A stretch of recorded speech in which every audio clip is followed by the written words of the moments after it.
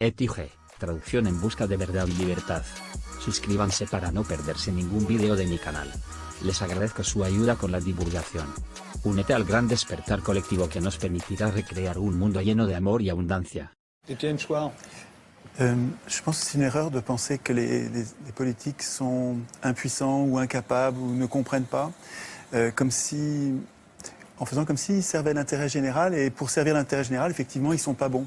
Si on renverse la perspective en comprenant que finalement ces gens-là servent les intérêts de ceux qui les ont fait élire, et qui sont les 1% les plus riches de la population, à ce moment-là, c'est pas du tout une catastrophe. Vous parlez de catastrophe, mais c'est une réussite formidable. Tout se passe comme prévu.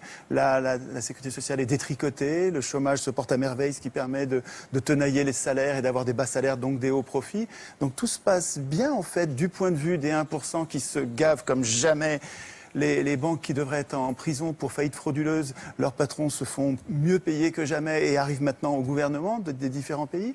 Je trouve que la situation est pas du tout catastrophique pour ceux qui financent les campagnes électorales des élus. Et je trouve que là, de ce point de vue, c'est assez logique. Hollande, il sert les intérêts de ceux qui l'ont fait élire en le faisant passer à la télé, dans les journaux. Et pourquoi une banque achète Libération? Pourquoi une banque achète Le Monde? Pourquoi une banque achète le quart Sud-Est? Pourquoi le Crédit Mutuel achète le quart de la presse quotidienne régionale? C'est pour gagner les élections. Et ensuite, les élus rendent des comptes à ceux qui les font élire.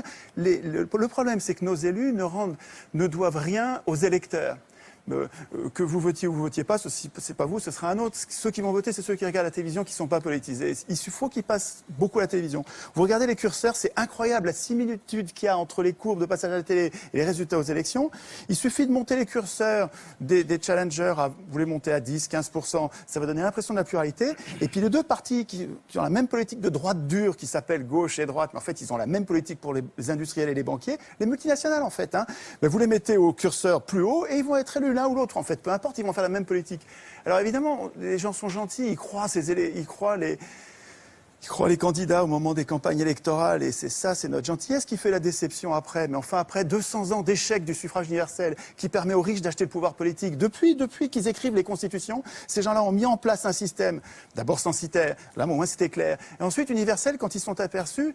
Tocqueville disait très tôt, donc début du 19e siècle, il disait « Je ne crains pas le suffrage universel, les gens voteront comme on leur dira ». Et ça fonctionne très bien. Donc, le fait de désigner des maîtres au lieu de voter des lois est une imposture politique. Nous ne sommes pas en démocratie. En démocratie, nous voterions nos lois. Nous-mêmes, un homme, une voix pour voter les lois, pas pour désigner des maîtres. Le fait de nous imposer de désigner des maîtres est une supercherie. Ça donne un résultat plutocratique avec les riches qui dirigent depuis 200 ans. Alors aujourd'hui, on arrive dans une crise parce que le capitalisme n'arrive pas à verser suffisamment de salaire pour vendre leur camelote.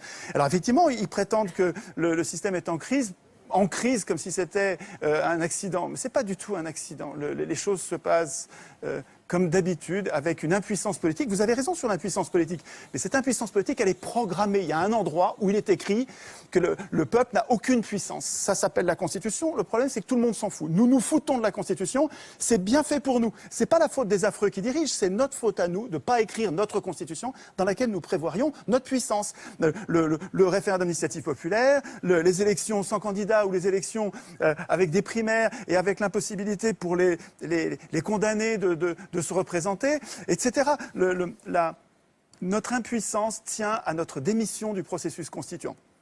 Et tant qu'on bavarde sur ce que font les représentants politiques qui sont les représentants des riches, on passe à côté de la cause de nos problèmes. Donc il me semble qu'en recentrant la réflexion sur la cause de nos problèmes, on arrive à trouver des solutions. No olviden darle like al vídeo y dejar un comentario. Y si os gustó os podéis suscribir. También podéis seguirme en el grupo de Telegram ETIG, en el que podréis encontrar más información acerca del canal y de los temas abordados. Muchas gracias por todo, sigamos elevándonos en conciencia.